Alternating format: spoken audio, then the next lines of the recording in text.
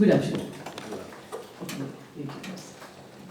سب سے پہلے ویلکم ہمارے خوش آمدید شراز راج کو. یہاں رہ کے اور ریڈیو پہ بولتے ہوئے زبان جو ہے اس میں اردو کم اور بہت سی اور زبانوں کا جو ملاپ ہے بہت زیادہ آپ کو ملے گا. اچھا، میں نے اس کو کوشش کی تھی پرنٹ کرنے کی اور میں پرنٹ نہیں کر سکی اور میں اس پہ پڑھنے کی عادی نہیں ہوں، تو اور دوسرا علمی گفتگو نہیں کرتی. میں نے شراز راج سے درخواست کی تھی کہ علمی لوگوں کو بلائیں. میں تو ایک وہ کیا فوک وزڈم تھوڑی بہت ہے تو اس سے بات کرتی ہوں. تو انہوں نے کہا نہیں، جو مرضی کہہ دو فی البدی. تو آپ لوگ برداشت کر لیجیے گا جو بھی میں کہتی ہوں. شراز راج سے میری پہلی ملاقات یہاں نہیں دوسرے ہال میں، مگر فیملی آف دا ہارٹس کے پلیٹ فارم پر ہی میری کتاب کی رونمائی کے موقع پر ہوئی تھی. اور امیر جعفری جو ہے وہ شراز راج کو جب لے کر آئے، وہاں پہنچے تو وہ میرے ساتھ والی کرسی پر بٹھا دیے گئے. اس وقت پروگرام شروع ہو چکا تھا اور میری ایک ریڈیو لسنر مجھے اسی وقت پھول دے کر میرے ساتھ سیلفی بنوانا چاہ رہی تھی.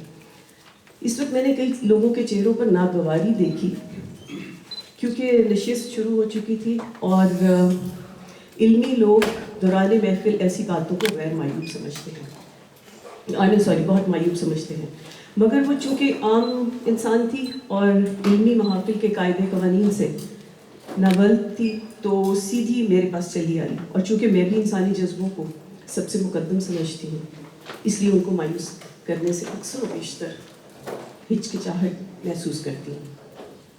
اس وقت میری نظر کسی چہرے کی ناگواری سے کترا کر جب پلٹی تو برابر بیٹھے شراز راج کے چہرے پر پڑی، جو میری جانب انتہائی شفیق اور وارم مسکراہٹ، اردو کا لفظ آپ بتائیے، سے یوں دیکھ رہا تھا کہ جیسے کوئی بزرگ اپنے گھر کے کسی عزیز بچے کی کسی معصوم اچیومنٹ پر اس کو خوش ہوتا دیکھ کر سرشار دل سے مسکراتا ہے. اس وقت میں نے اس مسکراہٹ کو اپنی اور اس لسنر کی ایک علمی محفل میں غیر علمی حرکت کا نتیجہ سمجھا. مگر اس محفل کے اختتام اور آئندہ ہونے والی ملاقاتوں میں متواتر اسی مسکراہٹ کی موجودگی نے مجھے متوجہ کیا اور شراز راج کی کم اور سادہ گفتگو مگر گھمبیر خاموشی نے اس کے اندرونی سفر اور اس کے حاصل وصول پر غور کرنے پر راغب کیا. پھر ہماری کئی ملاقاتیں ہوئیں جیسے کوئی کسی پچھلی صدیوں میں بنا کوئی تعلق یا کسی شناسہ روح سے ملے.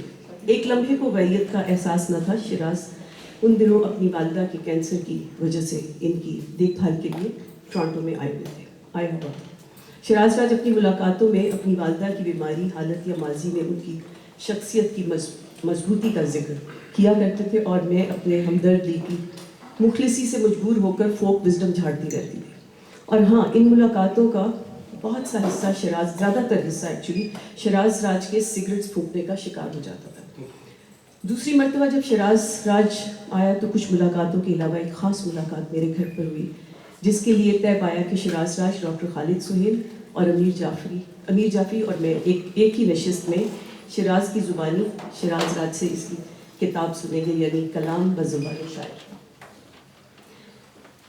سردیوں کی اس یادگار نشست میں ہم لنچ کر کے بیک یارڈ میں کمبل ٹانگوں پر پھیلا کر دھوپ میں بیٹھ کر ان کو جو سننے بیٹھے تو خبر ہی نہ ہوئی کہ کب کتاب اختتام کو پہنچی. اس میں زمانوں کی بیت تھی، جیسے اس زمانہ بدلتا ہے اس میں زبان، لہجہ اور الفاظ بھی بدلتے ہیں. یہ مجھے خاص اس میں پوائنٹ یاد رہ گیا. اور ہر زمانے کی غمازی کرتے وہ الفاظ اور وہ زبان، لہجہ اس میں موجود تھے، جس دور کا بھی ذکر ہوتا تھا. تیسری ملاقات آج ہوئی اور شراز راج کی ایک اور کتاب میرے ہاتھ میں ہے. شعور و لاشعور کی ہم آہنگی سے جنم لینے والی کیفیات کو اگر بے ساختگی سے الفاظ کا لباس پہنا کر کاغذ کے پنوں کی زینت بنا دیا جائے تو شراز راج کی کتاب عرش کی مٹی وجود میں آتی ہے. اس کا ٹائٹل ہی اتنا معنی خیز ہے کہ قاری کو شاعر کی لامحدود تخیلاتی اڑان اور پڑاؤ کے چناؤ کا اندازہ لگانے پر راغب کرتی ہے. اس کتاب عرش کی مٹی کو آپ اس کتاب عرش کی مٹی کو کھولتے ہی انہی لمبی اڑانوں اور جا بجا پڑاؤ کی داستانوں کو خوبصورت الفاظ سے پروئی کہیں ایک سطر اور کہیں 2 سطروں میں رقم دیکھتے ہیں. اور شیراز راج سفر کی سختیوں کی تکان کو حاصل سفر کا نذرانہ مان کر دنیا سے بے پرواہ یا ڈیٹیچڈ مطمئن دکھائی دیتا ہے. شیراز راج کی حساس لمحوں کی زمین سے پیدا ہونے والی بصیرت افروز شاعری میں کئی زمانوں کی بیٹ رشتوں سے بظاہر بے پرواہ مگر ان کی معطر خوشبو سے مزین بے زبان جذبوں کی زباں اور خاموش بیانی کا امتزاج پیش کرتی ہے. شیراز راج نے کائنات کے طلسماتی گوشوں کو چاہت بھری نگاہوں سے ٹٹولتے ہوئے اس کے پر اسرار احساس کو حقیقت و گما میں گم کر اشعار میں ڈھال دیا ہے اور خود پر منکشف رازوں کو بلا جھجک شاعری میں یوں اتارا ہے جیسے کوئی سائنسدان اپنی ایجاد بیان کرتا ہے. کتاب پڑھتے پڑھتے جب کلندری کبوتر بہت سی نظمیں بہت خوبصورت اور مختلف لوگ اس پہ بات کریں گے، جب ہم بیٹھیں گے تو سب نظموں پہ بات کریں گے، مگر میں اس میں کلندری کبوتر کی بات کرنا چاہتی ہوں. کتاب پڑھتے پڑھتے جب کلندری کبوتر پڑھی تو پھر اس کے بعد کتاب بند کر کے رکھ دی، جیسے کتاب میں سے جو کچھ حاصل کرنا تھا وہ حاصل ہو چکا. کلندری کبوتر ذرا میں کھولوں اس میں سے کچھ ذرا سا آپ کی نظر کرنا چاہتی ہوں اور پھر اس مینیج تھوڑا کیونکہ میں نے اس کو جی.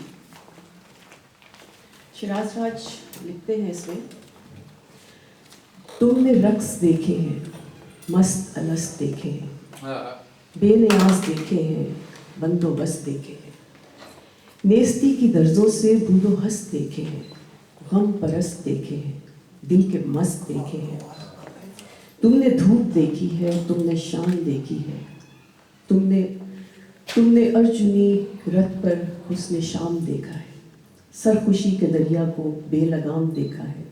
تم نے اس بلندی سے وہ مقام دیکھا ہے جو دلوں کی تہ میں ہے، ایک مست منزل پر، ایک مست پردیسی، ایک مست رہ میں ہے. تم نے سب کو دیکھا ہے، تم نے رب کو دیکھا ہے، تم دلوں کے جنت تھے. یہاں پہ انہوں نے ایک جو ترکیب استعمال کی،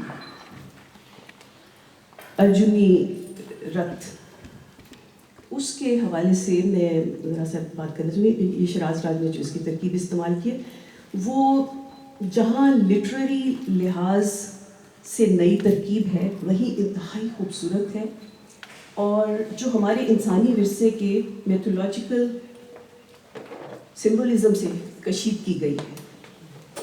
جنہوں نے بھگوت گیتا کو پڑھا ہے یا سنا ہے وہ جانتے ہیں اس میں اس واقعے کا ذکر ہے، اور اس سارے واقعے کی گراؤنڈ کاسمک وزڈم کو پورٹری کرتی ہے. یہ نظم قاری کو پہلے ہاتھ پکڑ کر لال شہباز قلندر کے دربار کے بیچ میں لے جاتی ہے، جہاں ہر طرف در و دیوار تھرکتے اور نوبت کی آواز پر سر تال بال کھولے مجاوروں کے ہمراہ مودبانہ جنوں میں سر شار دھمال ڈالتے دکھائی دیتے ہیں.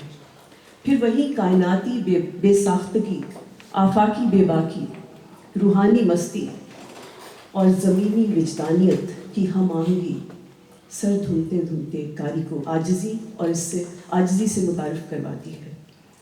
اور اپنے اختتام میں یہ نظم شاعر کی روح میں صدیوں کا سفر طے کرتے ہوئے درد میں ڈوب کر رب العالمین کی تمام مخلوق کے کرب سے مغلوب ہو کر حال کھیلنے لگتی ہے.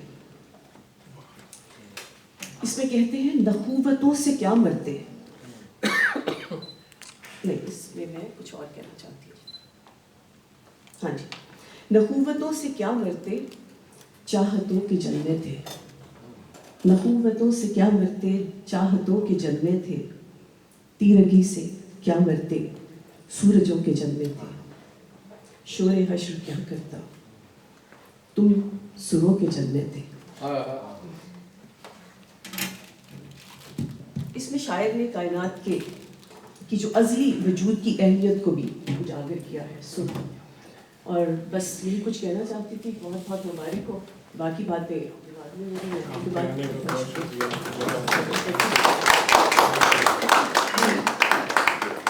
عروج سے میری جب پہلی ملاقات ہوئی تو اس میں انہوں نے پینٹنگ جو ہے ان کا ایک تخلیق کی ایک اور جہت ہے. اس میں وہ پینٹنگ انہوں نے مجھے دکھائی اور وہ یہ جو قرائز ہے اور یہ اس کی طرف کمر کر کے زمین کی طرف دنیا کی طرف کھڑی ہوئی ہیں. تو میں نے کہا آپ نے تو منہ موڑ لیا اس سارے یہ جو سلسلہ ہے اتنے یہاں. میں نے کہا مگر آپ نے زمین کی طرف کمر کر دی ہے, یہ تو گھوم کر